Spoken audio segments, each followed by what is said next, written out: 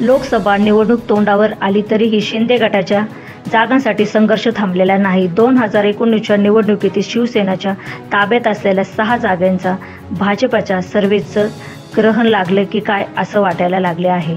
शिवसेनेच्या 6 जागेसाठी शिंदे गटाचा संघर्ष सुरू असून भाजपच्या सर्व्हेमुळे या जागेचा तिढा सुटलेला नाही. या 6 जागा कोणत्या आहेत आणि ह्या जागेचा तिढा काय आहे हे आपण जाणून घेऊया. शिवसेनेच्या 6 जागांवर भाजपच्या सर्व्हेचं ग्रहण.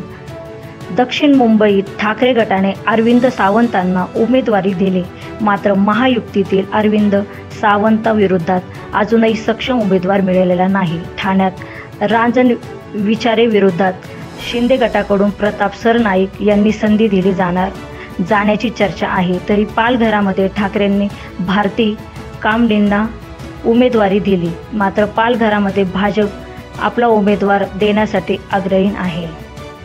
सक्षम न्यूज 24 अहमदनगर.